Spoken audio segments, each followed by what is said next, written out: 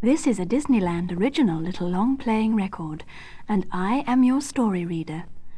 I am going to begin now to read the story of 20,000 Leagues Under the Sea. You can read along with me in your book. You will know it is time to turn the page when Tinker Bell rings her little bells, like this. Let's begin now. Our story begins in San Francisco Harbor a long time ago, before there were airplanes in the sky. A three-masted schooner named the Abraham Lincoln set sail for the South Seas. There were 3 passengers aboard: Professor Aronnax, his nephew Conseil, and Ned Land, who knew a great deal about harpoons and whaling. They were going in search of a mysterious sea monster. One night, after many days at sea, a storm blew up. The ship began rolling and bouncing like a cork in the water. One of the masts broke in two. The vessel was sinking. When the sea grew quiet again, Ned, the professor, and Conseil found themselves all alone in a lifeboat in the middle of the ocean. They saw what seemed to be an island in the distance. The island was a strange-looking submarine resting quietly in the water. The 3 friends tied the lifeboat to the unusual craft and walked along its deck. Fearing that the submarine might go under the water at any time, they entered a hatchway and went inside. They passed by the controls and came to a beautiful big room, which had deep carpets, a pipe organ, and a fountain.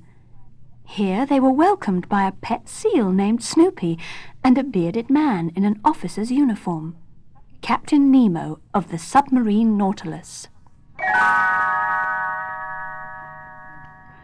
The captain invited them to dinner. They were served delicious food from the sea that tasted just like steak and vegetables. The 3 guests put on diving suits and were shown the captain's undersea farm, where the crew of the Nautilus was harvesting seaweed, barnacles, and sea cucumbers. Conseil saw a sunken pirate ship and decided to explore it. Inside was a treasure chest filled with golden doubloons and pieces of 8. All of a sudden, a big sea spider started toward them.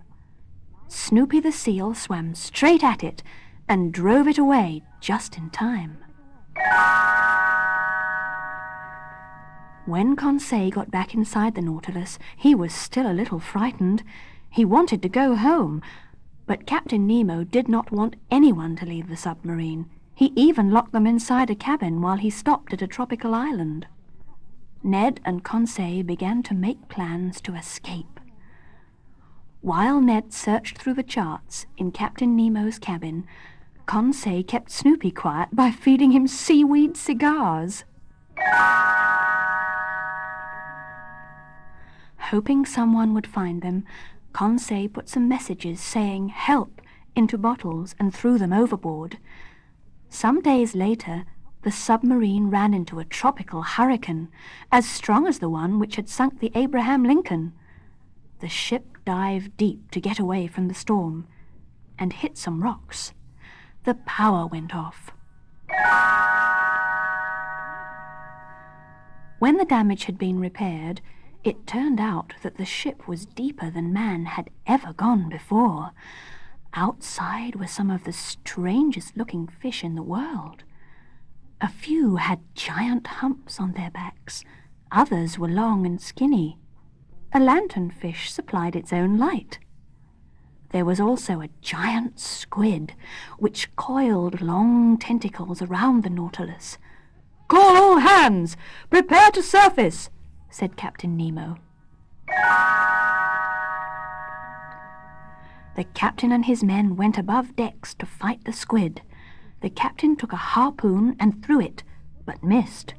The squid knocked 2 men into the water. It wrapped a huge tentacle around the captain till he could not move. The others could not free him. He was being dragged closer and closer to the squid's mouth. Then Ned came to the rescue.